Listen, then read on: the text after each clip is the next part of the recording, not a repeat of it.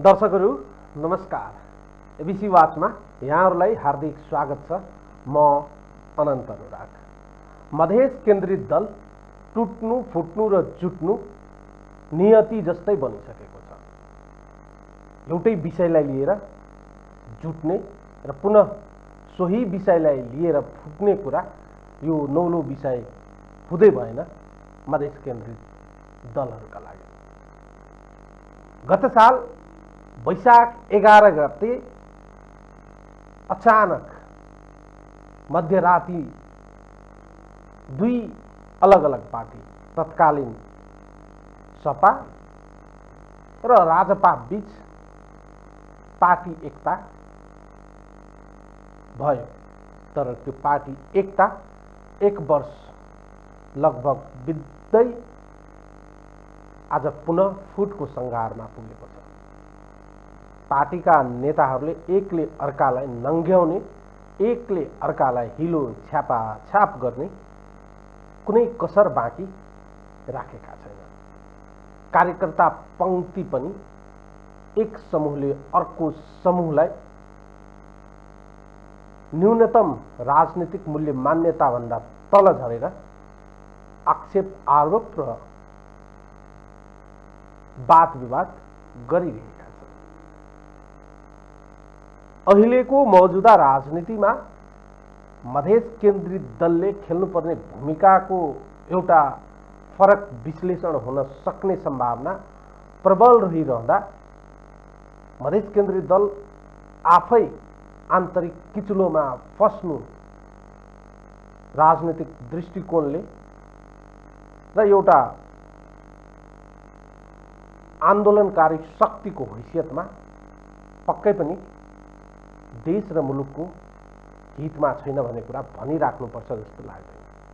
त्यसो हो भने मधेस केन्द्रित दल एक साल अगाडि जुट्ने सवाल र आज फुट्ने सवाल, यो दुईटाको बीचमा के तादात्म्यता छ?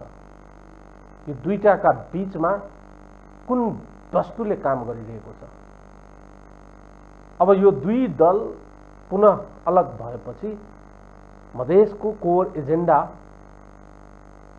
के होला? मूलभूत प्रश्न यही हो। हामी राजनीतिक विश्लेषक जानकार देवेश झासँग कुराकानी गर्ने प्रयास गरेका छौँ। कार्यक्रममा उहाँलाई स्वागत गरौँ। देवेशजी, कार्यक्रममा स्वागत गर्न चाहन्छु। देवेशजी, कार्यक्रममा स्वागत गर्न चाहन्छु। धन्यवाद अनन्तजी। सबै विषयवस्तुहरू तपाईँ नजिकबाट निहाल्दै हुनुहुन्छ। अहिलेको जसपा भित्रको विवाद यो विचारको मतभेद हो कि नेताहरूको बीचमा मनभेदको उपज हो?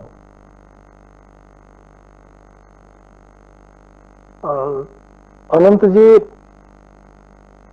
यसको सैद्धान्तिक पक्ष, राजनीतिक पक्ष र व्यावहारिक पक्ष तीनवटा पक्ष छ यसमा। यो जसपा पार्टी निर्माण हुनुमा सबभन्दा पहिले मधेसको आम जनभावनाले काम गरेको रहेछ।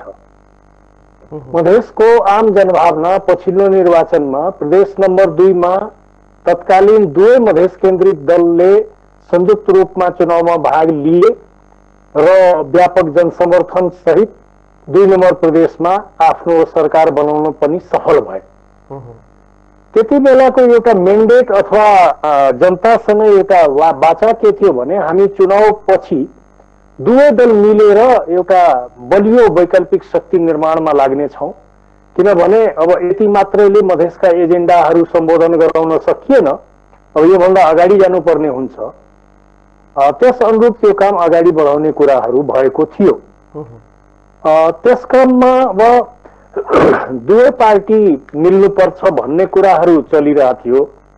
तर राजनीतिमा फेरि सत्ताले आफ्नै तरिकाले खेल खेलेको हुन्छ। अब कुनै पनि नेतालाई त्यागी मात्र देख्ने इच्छा हुनु एउटा इमोसनल कुरा हुन सक्छ, भावनात्मक आवेगका कुरा हुन सक्छ, तर जे जति त्याग तपस्याका कुरा गरे पनि आफ्नो अस्तित्व समाप्त पार्ने गरी कोही नेता राजनीति गर्दैन।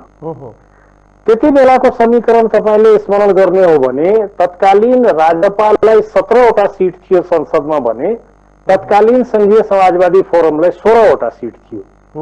जब दुवै पार्टीलाई मिलाउने कुरा भयो त्यति बेला केही टेक्निकल डिफरेन्स डकुमेन्ट नमिलेको इत्यादि कुरा भन्ने हामी चर्चा सुनिरहेका थियौँ र त्यही बीचमा 81 उपेन्द्रजीले बाबुराम भट्टराईसँग मिलेर नयाँ शक्ति पार्टीलाई आफ्नो संघीय समाजवादी फोरमसँग मिलाएर समाजवादी पार्टी गठन गरे र त्यसको जतिसुकै त्यसमा तार्किक कुरा अथवा सैद्धान्तिक कुरा भने पनि त्यो वास्तवमा 17 को संख्यालाई बराबर गर्ने उद्देश्यले मात्र थियो।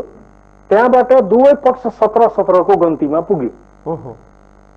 अब त्यसपछि जब दुवै पार्टी मिलाउने कुरा अगाडि बढाउने अवस्था भयो भने तपाईलाई स्मरण होला त्यसपछि अब नेतृत्वका कुराहरू आए, त्यसमा अनेक प्रकारका विवादहरू उत्पन्न भएको थियो।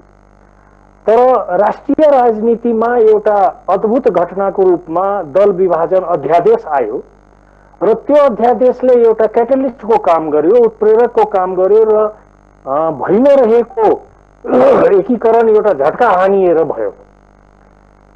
त्यति बेला समाजवादी पार्टी लगभग फुटको संघारमा पुगिसकेको कुरा हाम्रो स्मरणमा छँदैछ। लगभग उपेन्द्रजीको पार्टीबाट 12 जनासम्म सांसदहरू निस्केर छुट्टै पार्टी दर्ता गर्ने दिशामा अगाडि बढेको अग्रसर भएको घटनाहरू हामीले त्यति बेला देखेका थियौँ। तर जे होस् परिस्थितिजन्य घटना भनौँ अथवा बाध्यात्मक राजनीतिक अवधारणा भनौँ यो कुरा भयो। जसपा एकीकृत रूपमा हाम्रो अगाडि आयो, यो एउटा राजनीतिक पक्ष भयो। अब त्यसमा के थियो भने सुरुदेखि नै सैद्धान्तिक रूपमा शासकीय स्वरूपको विषयलाई लिएर दुवै दलको सिद्धान्तमा एउटा ठुलो फरक दृष्टिकोण मैले देखेको छु, जुन कुरा मैले बारम्बार राख्दै आएको छु। तत्कालीन उपेन्द्रजी अथवा उपेन्द्र बाबुराम पक्षका जति छन् अथवा भनौँ न वामपन्थी प्रशिक्षणबाट राजनीतिकमा अगाडि आएका उनीहरूले सबैले प्रत्यक्ष निर्वाचित कार्यकारी राष्ट्रपतिको वकालत गरिरहे भने महन्त ठाकुर, राजेन्द्र महतो जस्ता प्रजातान्त्रिक पृष्ठभूमिबाट राजनीतिमा आएका व्यक्तिहरूले वर्तमान जुन संसदीय राजनीतिक व्यवस्था छ यसकै पक्षमा शासकीय स्वरूपको पक्षमा वकालत गरिरहे। त्यो पनि एउटा डिफरेन्स थियो।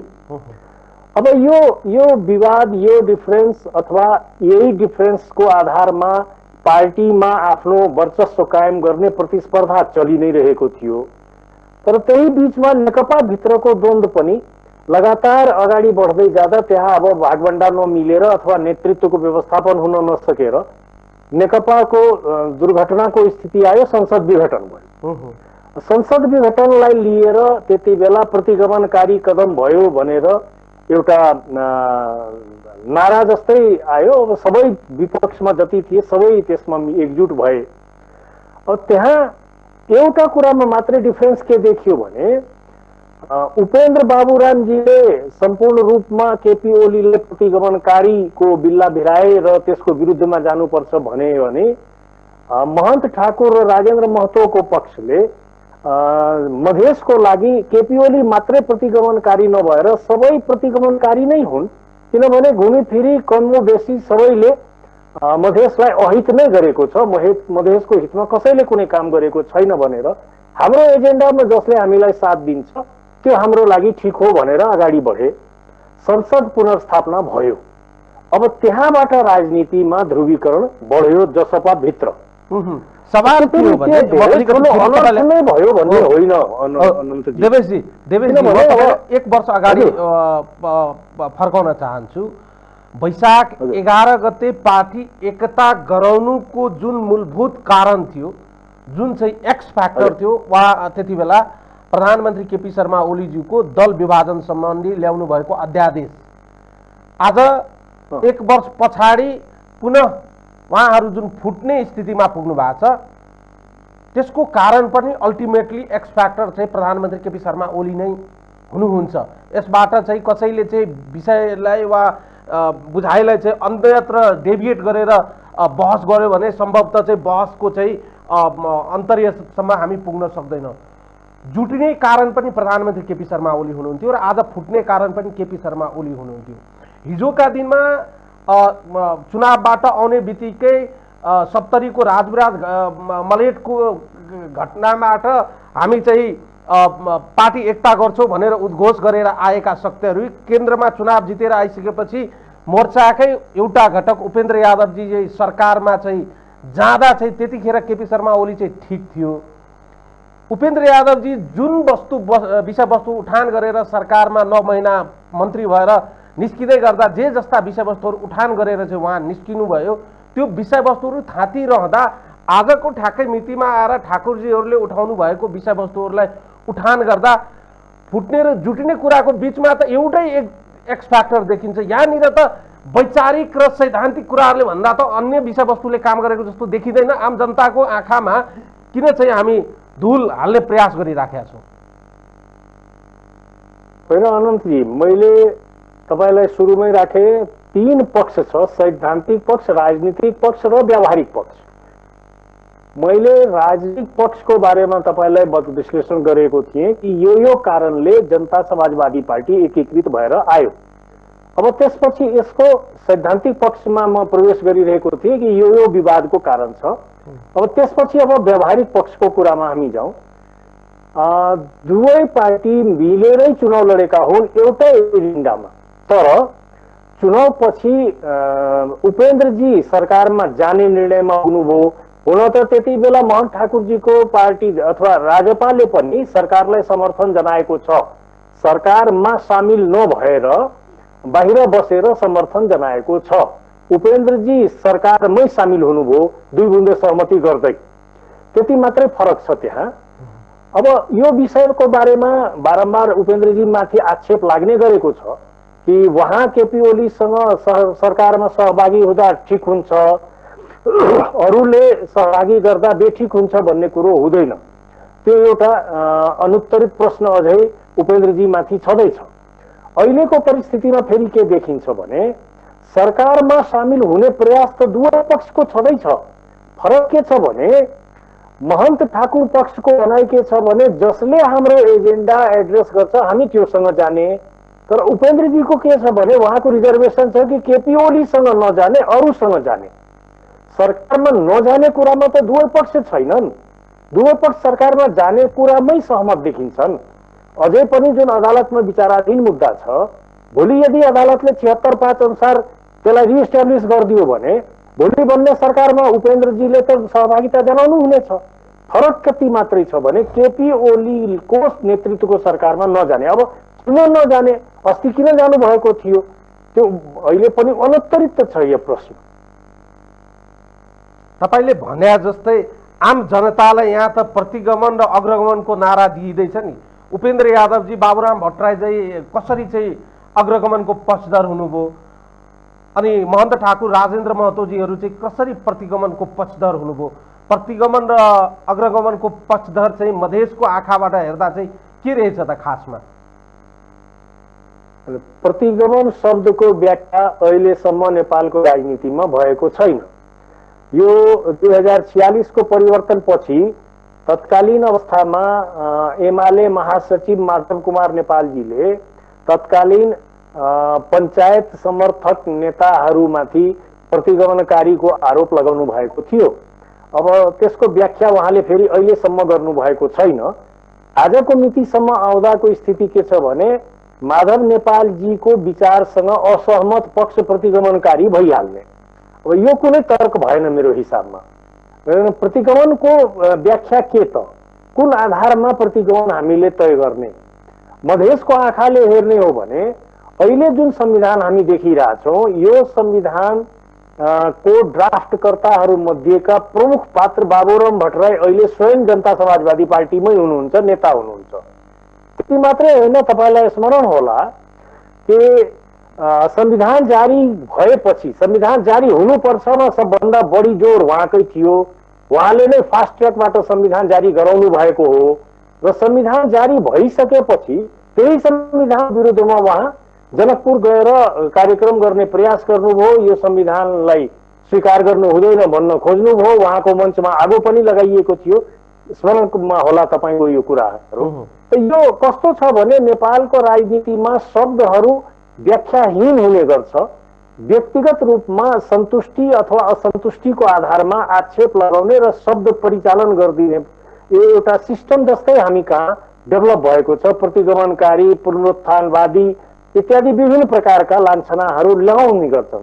अब बाबुराम भट्टराईजी यो संविधान प्रति कति जिम्मेवार छन् भन्ने कुरा कसैसँग लुकेको छैन।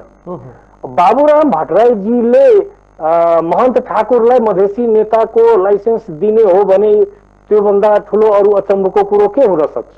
मधेसी राजनीतिमा आजको मितिमा महन्त ठाकुर अथवा राजेन्द्र महतो अथवा उपेन्द्र यादवलाई माइनस गरेर अथवा यो तीनजनाको भूमिकालाई निगेट गरेर मधेस राजनीतिको कल्पना नै गर्न सकिँदैन।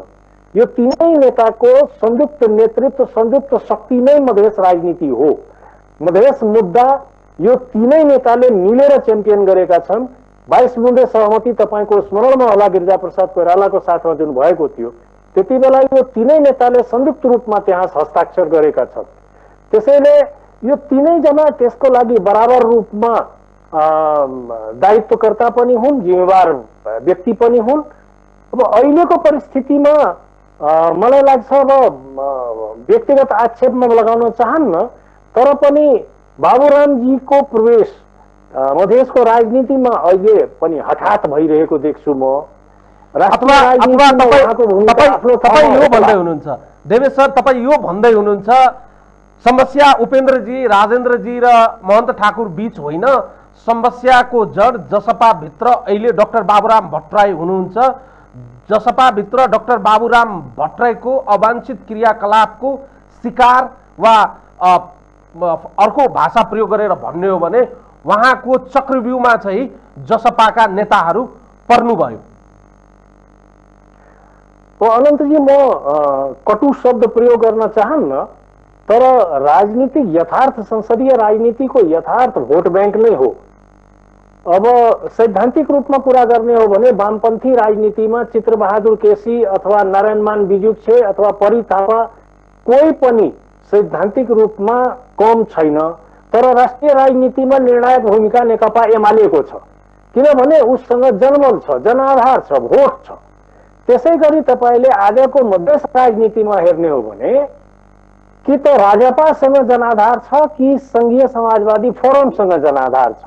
बाबुराम भट्टराईजीलाई त्यहाँ उपेन्द्रजीले, मैले जसरी एकछिन अघि मेरो विश्लेषण स्पष्ट छ कि 17 जना सांसद राजपासँग भएकोले त्यसलाई ब्यालेन्स गर्न उपेन्द्रजीले पनि 17 को संख्या पुर्याउन उहाँले अलिकति हतारिएर उहाँ बाबुरामजीलाई प्रवेश गराउनु भयो। ठिकै भयो, ल्याउनु भयो भने नराम्रो त्यसलाई नभनौँ, तर पनि बाबुराम भट्टराईजीले खोज्नु भएको शेयर अथवा बाबुरामजीले प्राप्त गर्नु भएको भूमिका निस्सन्देह सम्पूर्ण मधेसको राजनीतिमा उहाँको भोट बैंक, जनाधार अथवा उहाँप्रति जुन एउटा समर्थन छ त्योभन्दा कई गुणा बढी उहाँले अलरेडी पाइरहनु भएको छ। र अहिलेको अवस्थामा हेर्ने हो भने आखिर अशोक राईलाई उहाँभन्दा पछाडि किन मान्नु पर्ने? राजेन्द्र श्रेष्ठको भूमिका उहाँभन्दा कम्ती कसरी हुन सक्छ? तर भएको त छ। संघीय परिषदको अध्यक्षको हैसियतमा उहाँलाई सबभन्दा माथिल्लो तह दिनुको पछाडि एक मात्र कारण के छ भने उहाँ कुनै कालखण्डमा प्रधानमन्त्री भइसक्नु भएको छ। त्यसलाई पनि विश्लेषण गर्ने हो भने उहाँको लागि त्यो धेरै सकारात्मक हुँदैन। उहाँ प्रचण्डको कृपाले भनौँ, आशीर्वादले भनौँ, प्रचण्डकै सहयोगले उहाँ केही समयको लागि प्रधानमन्त्री हुनुभयो।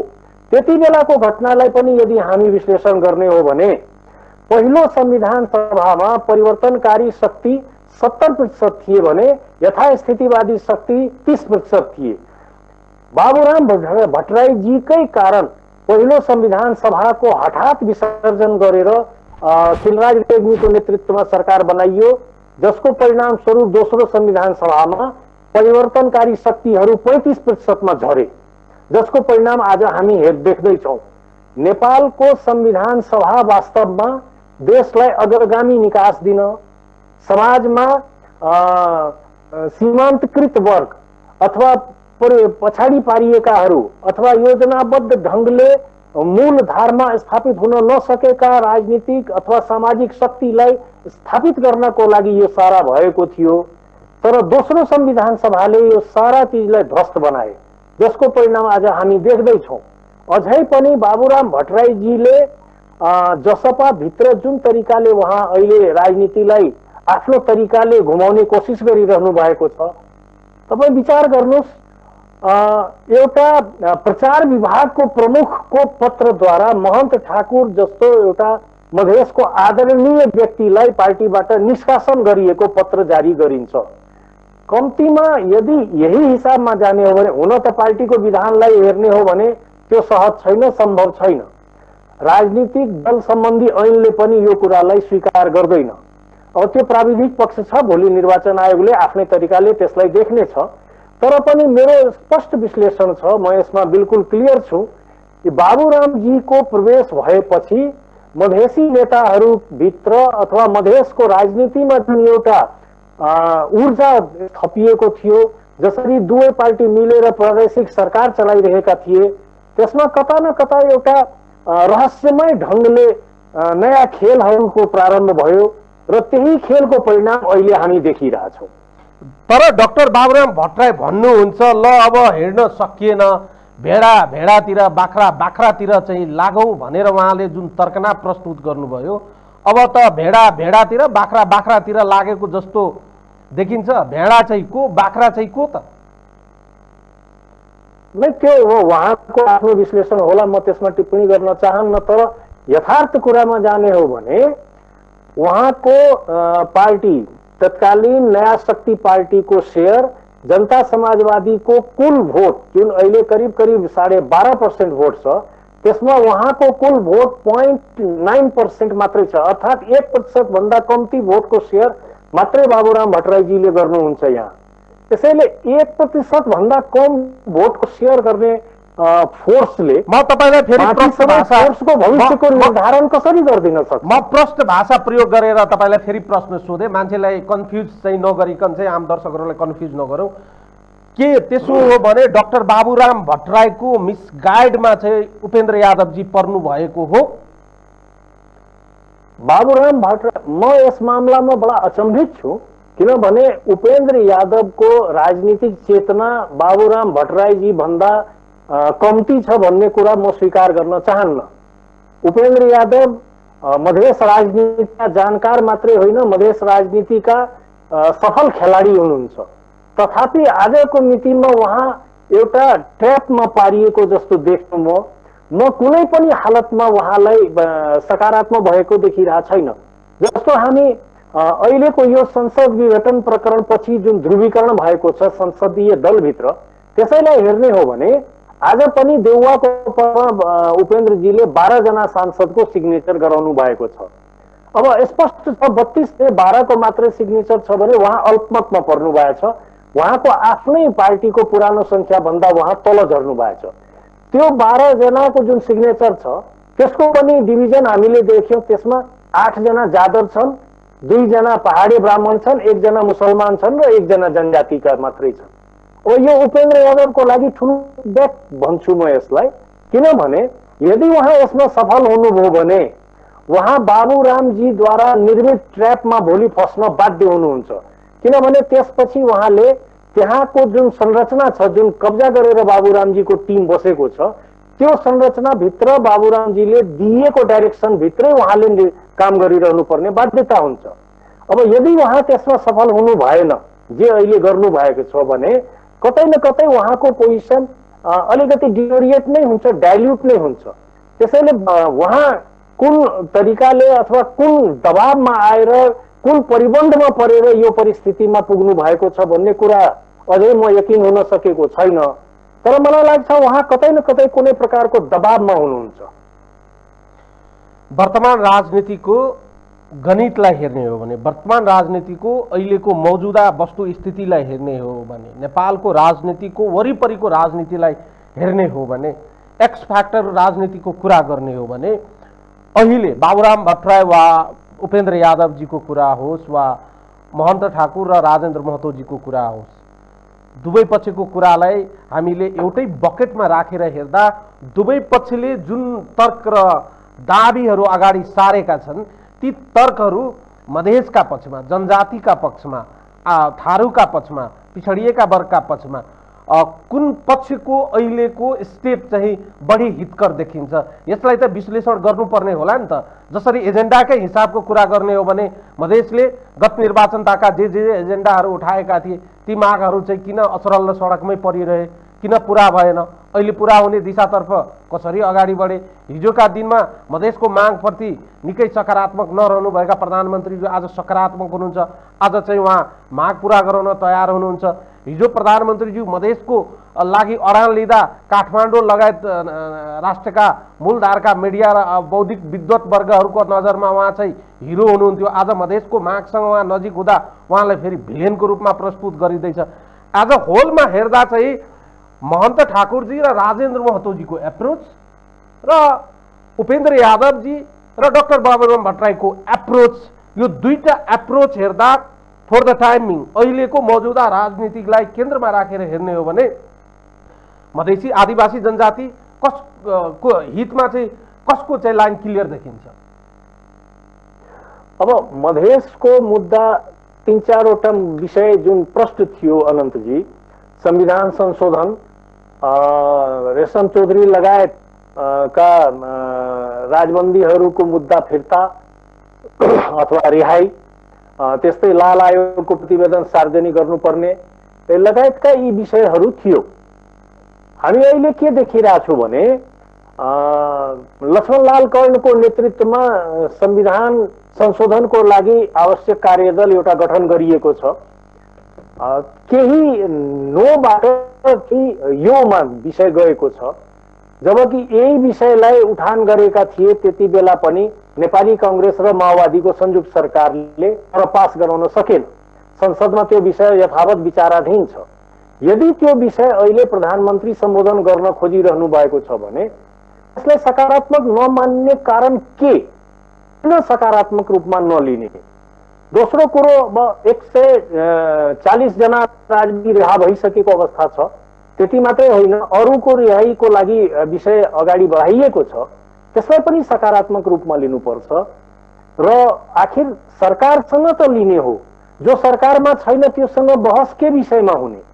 संविधान संशोधनको लागि कार्यदल गठन भएको छ र त्यो उच्च स्तरीय कार्यदल छ। त्यहाँ हामी देखिरहेछौँ उताबाट पनि सुभाष नेमाङ जस्ता व्यक्तिहरूलाई दिइएको छ। त्यो एउटा सतही कुरा गरिएको छैन, उच्च स्तरीय नै छ। त मेरो बुझाइमा के छ भने यसलाई सकारात्मक रूपमा लिएर अगाडि बढ्दै जाँदा बढी राम्रो हुन्थ्यो। अब विषय के देखिन्छ भने कि यो सरकारमा जानको लागि मात्रै मोहन ठाकुर पक्षले यो सबै गरिरहेको छ। यदि यही हो भने 3 महिना त भइसक्यो यो विषय, 3 महिना त सरकारमा गए त हुन्थ्यो। प्रधानमन्त्रीले त सुरुदेखि सरकारमा आउन आग्रह गरिरहनु भएको छ, तर उहाँहरू अहिलेसम्म जानुभएको छैन। र अझै हामी के देखिरहेछौँ भने कि मुद्दाको सम्बोधन नभएसम्म सरकारमा नजाने कुरा आएकै छ, त्यसबाट अहिलेसम्म इन्कार हुने अवस्था छैन। त्यसैले मुद्दाको दृष्टिकोणमा यो बढी सकारात्मक ढङ्गले अगाडि बढेको देख्छु म। मोहन ठाकुर अनुभवी व्यक्ति हुनुहुन्छ र उहाँ फेरि कस्तो छ भने मधेसको राजनीति अथवा नेपालकै राजनीतिमा पावर गेम अलिकति निर्णायक हुन्छ। त्यसैले सबैलाई व्यवस्थापन गर्नुपर्ने बाध्यता उहाँसँग त हुन्छ नै होला। त्यसले गर्दा अब सबै कुरा बोल्ने अवस्था हुँदैन। तर पनि अब सरकारमा गएको अवस्था त अहिलेसम्म छैन, मन्त्रीमण्डलमा सामेल भएकै छैन। बरु मुद्दालाई सम्बोधन गर्ने कुरा क्याटेगोरिकली 1 बाई 1 भइरहेको छ। र त्यस दिशामा एमाले पक्षका नेताहरू जो हिजोसम्म अलि कटु ढङ्गले प्रस्तुत हुने गर्थे, उनीहरूकोबाट पनि अलिकति पोजिटिभ ढङ्गले अब यो राष्ट्रिय समस्या हो, समाधान गर्दा राम्रो हुन्छ कि भन्ने दिशामा कुराहरू आइरहेछ। यो मुद्दाको समर्थन नै हो, मुद्दाकै पक्षमा काम भइरहेको जस्तो देख्छु म। तर आरोप चाहिँ के छ भने मधेस केन्द्रित राजनीति गर्ने शक्तिहरूलाई चाहिँ स्वचालित पात्रहरू चाहिँ होइनन्, यिनीहरू चाहिँ परिचालित पात्र हुन्।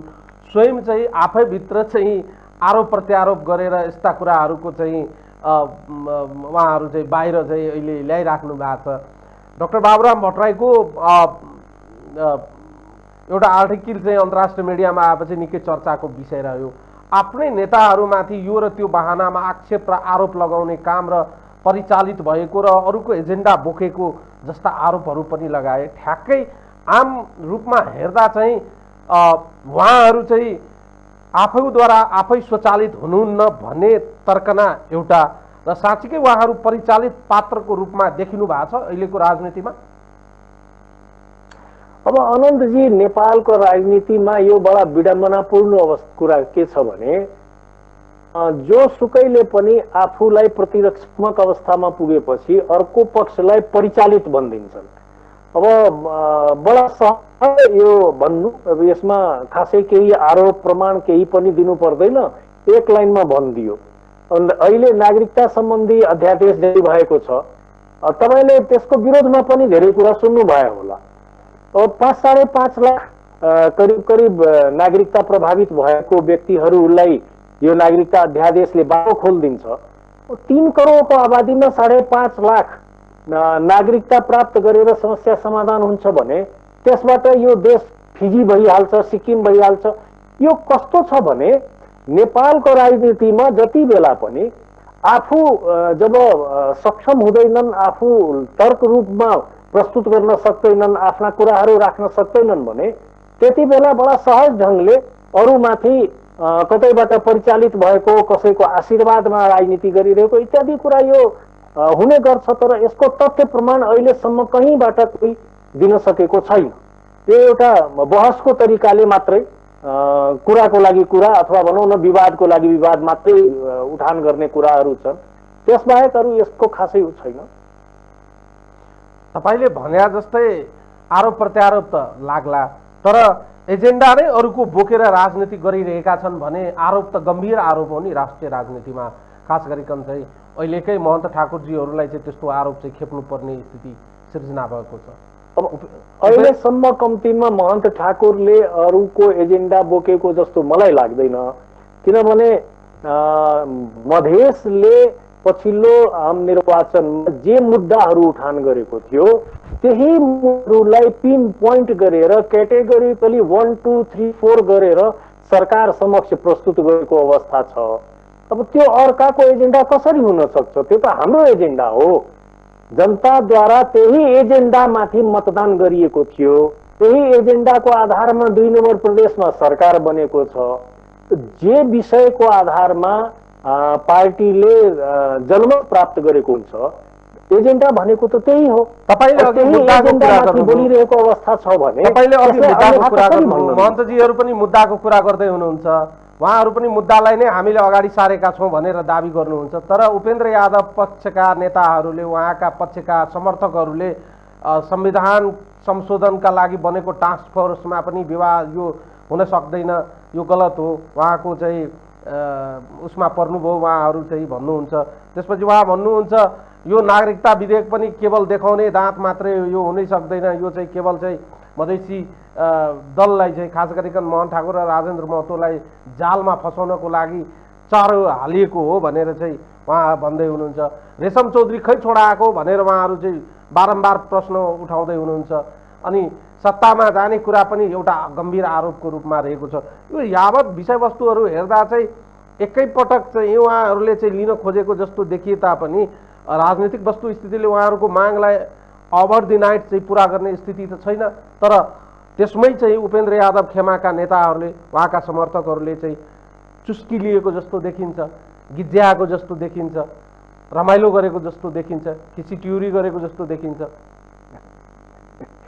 अनन्तजी, यस्तो छ, राजनीतिका सारा एजेन्डा वन नाइट यो पुरा हुने एजेन्डा होइन पनि। संविधान संशोधनको विषय छ। यो विषय हाम्रो तर्फबाट अथवा मधेसको तर्फबाट आफ्नो डिमान्डको रूपमा कुराहरू राख्नु अथवा आफ्नो डिमान्ड पुरा गराउन खोज्नु आफ्नो ठाउँमा कुरा ठिकै हो। तर फेरि अरू पक्ष पनि त छ। एउटा कुरा तपाईले के बुझ्नुपर्छ भने यो संसद भित्रको समीकरण अथवा अहिलेको जनाधारको हिसाब किताब गर्ने हो भने मधेस केन्द्रित दलको पक्षमा जम्मा 11.5% भोट मात्रै छ। त्यसैले 11.5% भोटले मात्रै सारा निर्णय गर्न पाउनुपर्छ भन्ने कुरालाई कति हदसम्म जस्टिफाई गर्ने। अब यसमा अन्य पक्षलाई तपाईले सहमत गराउनै पर्ने हुन्छ। हाम्रो कुरा जुन छ त्यो नेशनल इस्युमा जरुरी छ, सही छ, राष्ट्रिय विषय हो, राष्ट्रिय मुद्दा हो, राष्ट्रिय समस्याको लागि यो निराकरण गर्नुपर्ने विषय हो भन्ने कुरा हामीले कन्भिन्स गर्न सक्नुपर्छ। त्यो हाम्रो दायित्वभित्र हो। त्यसैले यो रातका रात भएनन् भनेर भन्नु त्यो चाहिँ त्यति उचित हो जस्तो मलाई लाग्दैन। उपेन्द्रजीको आफ्नो मैले भने आफ्नो उहाँको केही विषयहरू छ, केही अडानहरू छ।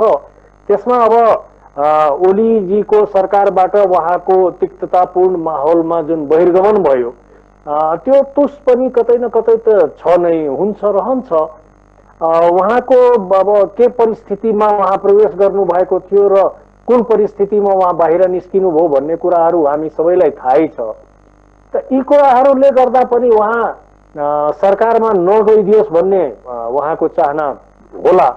तर यथार्थ के छ भने संसदमा कायम जसपाको 32 जना सांसद मध्ये आजको मितिसम्म उहाँले 12 जना सांसदको समर्थन मात्र देखाउन सक्नु भएको छ। आजको मितिमा पनि सर्वोच्च अदालतमा जुन एउटा सिग्नेचरको लिस्ट त्यहाँ प्रस्तुत गर्नु भएको छ उहाँले, त्यो 12 जनाको मात्रै छ। संसदीय राजनीतिमा उहाँको पक्षमा बहुमत छैन जसपामा भन्ने कुरा त प्रष्ट छ। तथापि अब उहाँ पनि अलिकति जिद्दी स्वभावकै व्यक्ति हो।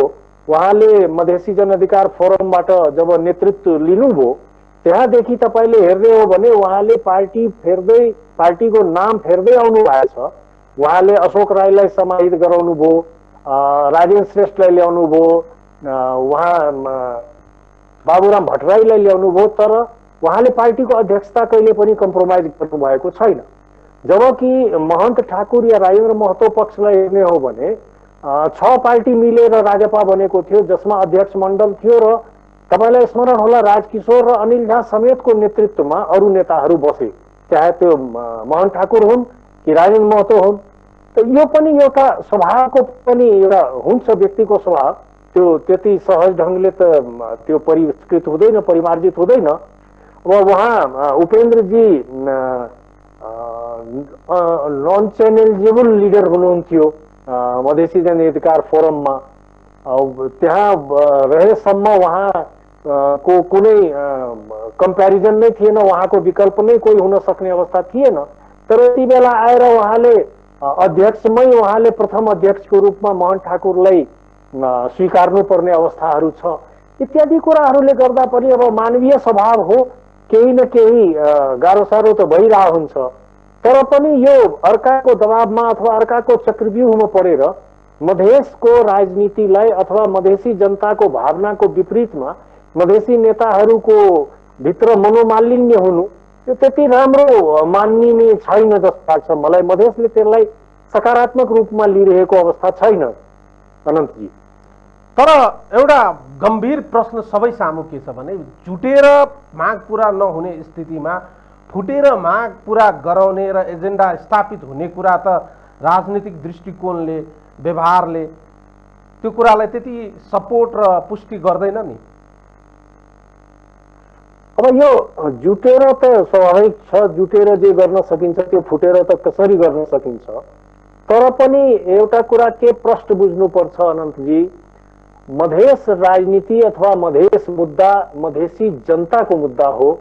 त्यो कुनै नेताको व्यक्तिगत चरित्र हत्या अथवा व्यक्तिगत आरोह अवरोहबाट त्यसमा एकछिनको लागि त्यो निराशाजनक वातावरण बन्ला, तर त्यसले मधेसको राजनीतिमा ठुलो गम्भीर परिवर्तन ल्याउने छैन। हामी मधेस राजनीतिको ऐतिहासिक रूपमा हामीले देख्ने हो भने वेदानन्द झालाई मूलधारमा त्यति बेला पञ्चायतमै प्रवेश गराइयो। उहाँले उठान गरेका मुद्दाहरू आज पनि कायम छ। तर त्यति बेलाको शासनले, त्यति बेलाको सत्ताले एउटा सोच के थियो भने वेदानन्द झाको राजनीति किनारा लाग्यो भने मधेस राजनीति समाप्त हुन्छ। त्यो भएन। पछि गजेन्द्र नारायण सिंहको मार्फत फेरि मधेस राजनीति यथावत स्थापित भयो र गजेन्द्र नारायण सिंह भन्दा पहिले रघुनाथ ठाकुरले आफ्नै तरिकाले राजनीतिलाई अगाडि ल्याए। त फेरि गजेन्द्र नारायण सिंहको भौतिक अवसानलाई पर्खेर बसे काठमाडौँको सत्ताले। एउटा सोच के थियो भने गजेन्द्र बाबुसँगै मधेसको राजनीति समाप्त हुन्छ, तर त्यो पनि भएन। गजेन्द्र बाबुको भौतिक अवसानपछि उपेन्द्र यादव आए। उपेन्द्र यादवको नेतृत्वमा एउटा आन्दोलन भयो र त्यस आन्दोलनपछि सँगै भनौँ महन्तजी अथवा राजेन्द्र महतोजीहरू त पहिलेदेखि नै हुनुहुन्थ्यो। त भन्नुको मतलब के छ भने कुनै पनि परिस्थितिमा मधेसका नेताहरू परस्पर आपसमा समझदारी राख्न सकेनन् अथवा यो पार्टी भोलि गएर केही गरी डाइल्युटै भयो या जेसुकै अवस्था भए पनि त्यसले फेरि हुने निर्वाचनमा केही नेताहरूको अनुपस्थितताहरू संसदमा नपुग्न सक्छन्। मुद्दाको सम्बोधन अलिकति फेरि विलम्ब हुन सक्छ त्यसमा, तर मधेस मुद्दा समाप्त हुँदैन। मधेस मुद्दा मधेसी जनताको मुद्दा हो र हामी स्पष्ट रूपमा देखिरहेछौँ 2% भोट पहिलो आम निर्वाचनमा 2015 को आम निर्वाचनमा तराई कांग्रेसले प्राप्त गरेको थियो, जुन अहिले 12% मा पुगिसकेको छ। मधेस मुद्दा त रहन्छ नै। स्थिति के छ भने चाहे त्यो एमाले होस्, चाहे कांग्रेस होस्, चाहे त्यो माओवादी होस्, कुनै पनि पार्टीको मधेसी नेताले मधेसी मुद्दा अथवा मधेसको समस्या समाधान गर्छु हाम्रो पार्टीबाट हुन्छ भन्ने कुरा नै गरिरहेछ। त्यति मात्रै होइन, अब त केपी ओलीजी पनि मधेस मुद्दाको समाधान हामी गर्छौं भनिरहनु भएको छ। कसले गर्न खोजेको छैन भन्ने। त मधेस मुद्दा त रहन्छ नै। अब मधेसी नेताहरूको आपसी मनोमालिन्य यही तरिकाले हामी देखिरह्यौं भने त्यो अलिकति मधेसी समाजको लागि पीडादायी छ, दुख लाग्दो कुरा हुन्छ। त्यो बाहेक अरू केही हुँदैन। मधेसको राजनीतिक एजेन्डामा जनताका जनजीवनसँग जोडिएका एजेन्डाहरू सँगै अब मधेसभित्र त जातीयताका मुद्दाहरू, सामुदायिक मुद्दाहरू र एकदमै चाहिँ गलत तरिकाले चाहिँ यी विषयवस्तुहरू उठान हुन थालेको देखिन्छ। अब राजनीतिक विषयवस्तुमा यी जातीयताका मेजोरिटी भर्सेस माइनोरिटीका कुराहरू जब प्रवेश गर्छ, यसले त भयावह राजनीतिक स्थितिको सङ्केत गर्दैन र? अनन्तजी, हाम्रो नेपाली समाजमै जातीयता एउटा दुर्भाग्यपूर्ण हाम्रो चरित्र हो, समाजको चरित्र हो। त्यो छ, त्यो मधेसमा मात्रै होइन पहाडमा पनि छ। मधेसको राजनीतिमा यसलाई म अलिकति कमजोर पक्ष भन्छु कि मधेसी दलका नेताहरूले फ्रन्ट लाइन लिडरशिपमा दलितलाई, महिलालाई अथवा थारूलाई ल्याउन सकेन, स्थापित गराउन सकेन, जसको दुष्परिणाम हामी देखिरहेछौँ कि आज मधेसको राजनीति 2 नम्बर प्रदेशमा सीमित भएको जस्तो देखिन्छ। नभए त तपाईलाई स्मरण होला मधेस आन्दोलनमा 1 नम्बर प्रदेशले 2 नम्बर प्रदेश भन्दा पनि बढी जुझारु ढंगले आन्दोलन गरेको थियो। 5 नम्बर प्रदेशको आन्दोलन, कपिलवस्तुको आन्दोलन अथवा नेपालगञ्जको आन्दोलन तपाईको स्मरणमा ताजै हुनुपर्छ। यति उपलब्धि हुँदा हुँदै पनि अहिले रेशम चौधरी सबभन्दा बढी भोट ग्यापबाट चुनाव जितेको व्यक्ति हो। तथापि न त फ्रन्ट लाइनमा थारूलाई ल्याउन सकियो मधेसी नेताहरूले, न दलितलाई ल्याउन सके, अथवा मधेसमा पछाडि परिएका समाजमा जातीय रूपमा अपहेलित पक्षलाई मधेसी नेतृत्वले स्थापित गराउन नसक्नु एउटा ठूलो राजनीतिक कमजोरीको रूपमा रह्यो, जुन हामी अहिले पनि देखिरहेछौँ। त यो अहिलेको स्थितिमा अलिकति सामाजिक सञ्जाललाई देख्नु हो भने कता कता अलिकति जातीय राजनीति अथवा जातीय टिक्का टिप्पणी भनौँ, छिटाकसी या कटु आलोचनाका शब्दहरू बढी प्रयोग भइरहेका छन्। मलाई लाग्छ मधेसी नेताहरू यस मामलामा सचेत हुनुपर्छ। जस्तो अब उपेन्द्रजीकै कुरा गर्ने हो भने अब उपेन्द्रजी जादवको मात्रै नेता भएर त बस्न सक्नुहुन्न, उहाँ त समग्र मधेसको नेता हुनुहुन्छ। जादवको संख्या कुल मिलाएर 4.6% जति होला। अब 4.6% मा 60-70% पोलिङ हुन्छ। त्यो 60-70% पोलिङमा फेरि कांग्रेस छ, एमाले छ, माओवादी छ, सबैले शेयर लिने हो। त्यति मात्रै भोटबाट त उपेन्द्रजीको राजनीति चल्ने होइन। त्यसै गरी गैर जादवीय राजनीतिलाई महन्तजी अथवा राजेन्द्र महतोले प्रश्रय दिन सक्नुहुन्न, त्यसबाट राजनीति सम्भव छैन, त्यो असम्भव कुरा हो। यो हामीले विगतमा पनि टेस्ट गरेका छौँ। अब स्थानीय तहमा राजनीति गर्दा कता न कता जातीयता अथवा स्थानीय राजनीति, स्थानीय स्वार्थहरू बाँझिएका हुन्छन्। तर त्यही राजनीतिको मूल मुद्दा होइन। त्यो एकछिनको लागि आक्रोश आवेशमा आएर अहिले हामी देखिरहेछौँ, तर त्यो धेरै जानेवाला छैन। त्यो फेरि सबै मिल्छन् नै। अब तपाईँले भने जस्तै स्थिति नहोस् भने अपेक्षा त गर्न सकिएला, तर राजनीति गरेका, मधेसका नाममा राजनीति गरेका राजनीतिक नेतृत्वहरूको विगत 17-18 वर्षको इतिहास केलाउने हो भने चाहिँ एकपछि अर्को गल्ती गर्दै जाने र त्यसको भुक्तभोगी चाहिँ आम जनता र समग्रमा मधेसलाई चाहिँ एक किसिमले पीडा बोध गराइरहने खालको देखिन्छ। वर्तमान राजनैतिक नेतृत्व अहिलेको स्थितिमा अब मधेसको एजेन्डालाई यो लेभलबाट अर्को लेभलमा लैजानको लागि अब चाहिँ उहाँहरू त्यति चाहिँ सक्षम हुनुहुन्न। अब नयाँ जेनेरेसनलाई वा नयाँ पात्रहरूलाई खोजी गरिरहेको स्थिति हो। यो अब समाजमा निरन्तर परिवर्तनको श्रृङ्खला हुन्छ र त्यसले समय सापेक्ष ढङ्गले नेतृत्वलाई खोजी नीति गर्ने, नेतृत्वलाई स्थापित गराउने काम गरिरह हुन्छ। त्यो ट्राई एन्ड टेस्टको पिरियड चलिरहेको हुन्छ। अलिकति नेपाली राजनीतिमा भनौँ, हुन त अब दक्षिण एसियामै अलिकति व्यावसायिकता बढी हावी छ राजनीतिमा। त्यसले गर्दा करप्सनले अलिकति बढी भूमिका खेलेको छ। तर मधेसको राजनीतिलाई आउने दिनमा हेर्ने हो भने कता कता मधेसको राजनीतिमा नेतृत्वबाट अपेक्षाकृत रूपमा सन्तुष्ट हुने अवस्था रहेन।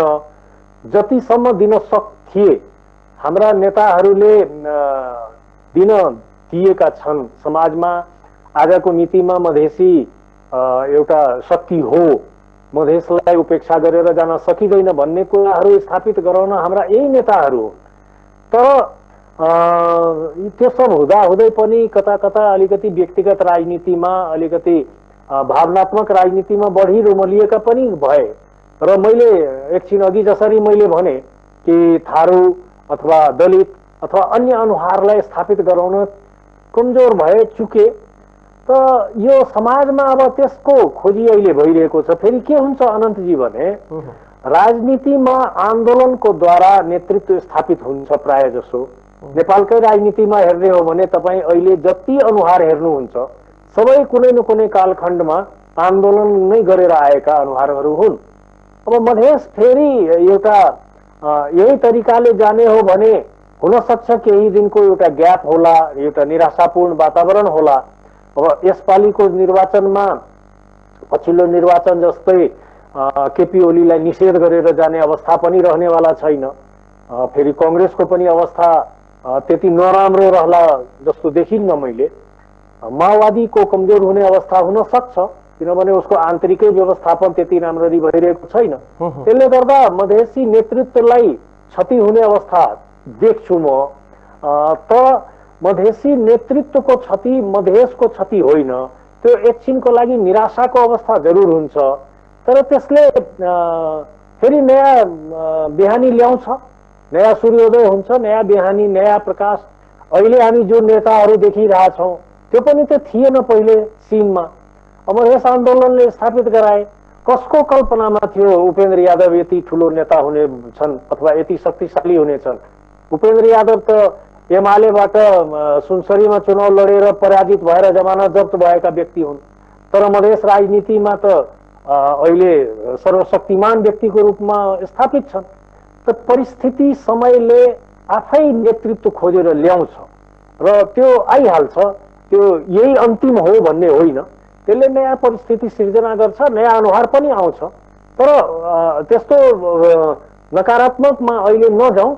अहिले आशा गरौँ हाम्रा यही नेताहरूमा आपसमा जे पनि भएको छ, अलिकति कतै न कतै असमझदारी जुन क्रिएट गराइएको छ, जुन रहस्यमय षड्यन्त्रको एकछिनको लागि पारिएका छन् यिनीहरू, एकछिनको जाललाई लागि तोड्न सक्षम हुनु होला भन्ने म आशा राख्छु। देवेश सर, एकछिनको लागि यो मानौ अहिले महन्त ठाकुर र राजेन्द्र महतोजीहरू जुन लाइनमा हुनुहुन्छ र जुन तरिकाले प्रधानमन्त्रीजीसँगको नेगोसिएसनमा केही मुद्दाहरूलाई स्थापित गराउने र आफ्ना मागहरू पुरा गराउने दिशातर्फ अग्रसर हुनुहुन्छ र यी माग र मुद्दाहरू पुरा भएछन् भने भोलिका दिनमा जसरी अहिले उपेन्द्र यादवजीको समूह र बाबुराम भट्टराईजीको समूहले विरोध गरिरहनु भएको छ, उहाँहरूलाई भोलिका दिनमा महन्त ठाकुरजीहरूको प्रयासबाट स्थापित मुद्दाले माग पुरा भइसकेपछि भोलिका दिनमा मधेसको राजनीतिको डायनामिक्स त फेरि फरक तरिकाले अगाडि बढ्ने सम्भावनाको आकलन गर्न सकिन्छ नि, होइन र?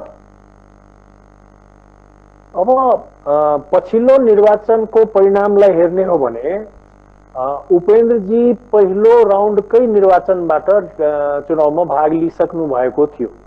तपाईलाई स्मरण होला त्यति बेला राजपाले निर्वाचनमा भाग लिएको थिएन। राजपा त अन्तिम चरणमा मात्रै निर्वाचनमा प्रवेश गरेको हो, तर अन्तिम चरणमा मात्र निर्वाचनमा भाग लिए पनि संसदको निर्वाचनमा बढी सिट प्राप्त गरेको थियो राजपाले।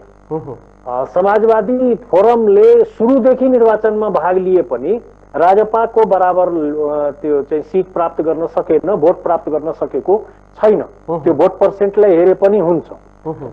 यो के छ भने त्यहाँ परिस्थिति के छ भने महन्त ठाकुर अथवा राजेन्द्र महतोजी अहिले जुन तरिकाले अगाडि बढ्नु भएको छ र केपी ओलीजीले बिना कुनै छलछाम, बिना कुनै राजनीतिक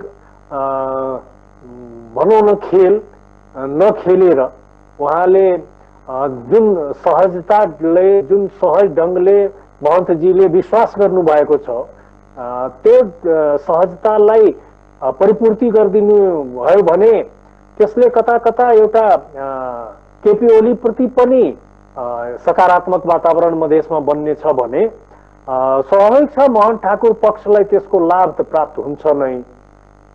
उपेन्द्रजीलाई पनि कतै कतै आफूले गरेका कमी कमजोरीलाई कोर्स करेक्सन गरेर आफू चुकेको कुरालाई उहाँले पनि बुझ्न अलि सहज हुन्छ। अन्त्यमा आइपुग्दा चाहिँ अब बताइदिनुहोस्, त्यसो हो भने यहाँबाट अगाडि बढिसकेपछि मधेसको राजनीति सहज र सरल देखिन्छ? मधेसको राजनीति अहिले पनि त्यति जटिल भएको म देख्दैन। जहाँसम्म आक्षेपको कुराहरू छ, योभन्दा गम्भीर आक्षेप त एमालेका नेताहरूले एकअर्कामाथि लगाएका छन्, हिलो छाप्ने काम गरेका छन्। तपाईँले देख्नु भएकै हो, माओवादीमा पनि त्यो भएको छ र कङ्ग्रेसमा त कुरै छैन, कुनै कोर कसर बाँकी राखेका छैनन्, जे पनि बोलिदिएका छन्। तर पनि पार्टी हो, पार्टीभित्र मनोमालिन्य हुन्छ, एकअर्काप्रति खिचातानी हुन्छ। तर मूल रूपमा जसपाका नेताहरू अथवा मधेसी नेताहरूले के बुझ्नुपर्छ भने पछिल्लो आम निर्वाचनमा राजपा र फोरमले मिलेर चुनाव लडेको थियो। मधेसी जनताले मधेसी नेतालाई भोट दिएको थियो। अब नयाँ शक्ति पार्टीलाई ल्याएर त्यसबाट राजनीतिक लाभ अथवा जुन एउटा परिकल्पना गरिएको थियो वैकल्पिक शक्तिको निर्माण, त्यो दिशामा यदि केही भयो हुन सकेको भए त त्यो सकारात्मक थियो। तर सम्पूर्ण रूपमा अब नयाँ शक्ति पार्टीको डिजाइन अनुसार मधेसको राजनीतिलाई चलाउन खोज्नुको परिणाम हामी देखिरहेछौँ। मलाई लाग्छ, मलाई आशा छ र विश्वास पनि छ कि निकट भविष्यमै यी कुराहरूको पर्दाफास हुनेछ र बाबुरामजीले खेलेको सारा खेल यी सबै मधेसी नेताहरूको अगाडि आउनेछन्। आखिरकार मधेस केन्द्रित यी दलहरूको भोट ब्याङ्क मधेस हो। त्यो अब बाबुरामजीको परियोजना, बाबुरामजीको दृष्टिकोण अथवा बाबुरामजीको रणनीति कार्यनीतिलाई जति अवलम्बन गरे पनि त्यो मधेसमा काम लाग्ने छैन। मधेसी जनताले बाबुरामजीको नेतृत्वलाई स्वीकार गरेर अगाडि जाने अवस्था छ जस्तो मलाई लाग्दैन। मधेसी नेताहरूको, मधेसी जनताको नेताको रूपमा महन्तजी नै रहनेछन्, राजेन्द्र महतो नै रहनेछन्, उपेन्द्र यादव नै रहनेछन्। त्यसैले यो धेरै जटिल नै छ भन्ने कुरो त छैन। तर यो कुरा अलिकति अब उपेन्द्रजी कहिलेसम्म बुझ्नुहुनेछ भन्ने कुरालाई पर्खिनु पर्ने हुन्छ।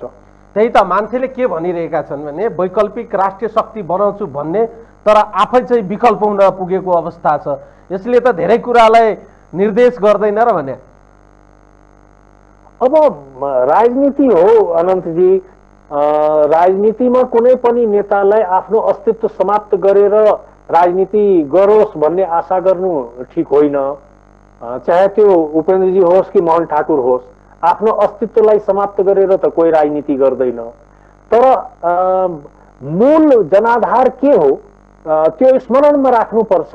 त्यो स्मरणमा राख्यो भने समस्याको समाधान त्यति गम्भीर छैन। हस्त, धन्यवाद देवेशजी, समय र संवादको लागि महत्त्वपूर्ण विचार हामीसँग साझा गर्नुभयो, यसको लागि धेरै धेरै धन्यवाद। यद्यपि राजनीतिक दलहरू लोकतन्त्रमा जति बलियो भयो भने त्यति हाम्रो प्रणाली र हाम्रो स्थिति चाहिँ बलियो हुन्छ भन्ने चाहिँ आम बुझाइ छ। राजनीतिक दलहरू फुट्नु चाहिँ पक्कै पनि राम्रो चाहिँ सन्देश होइन। लोकतन्त्रमा राजनीतिक दलहरू बलियो हुनुपर्दछ। राजनीतिक दलहरू बलियो भयो भने प्रणाली बलियो हुन्छ। प्रणाली बलियो भने जनताका माग, मुद्दा, एजेन्डाहरू बलिया भएर चाहिँ आउनेछन् र त्यो स्थापित हुनेछन्। आजको लागि तपाईँलाई धेरै धेरै धन्यवाद। हस्, धन्यवाद अनन्तजी। धन्यवाद। दर्शकहरू, उहाँ हुनुहुन्थ्यो राजनीतिक विश्लेषक देवेश झा। आजको लागि यो संवाद यति नै। सम्पूर्ण युनिट लगायत मलाई पनि बिदा दिनुहोस्। नमस्कार।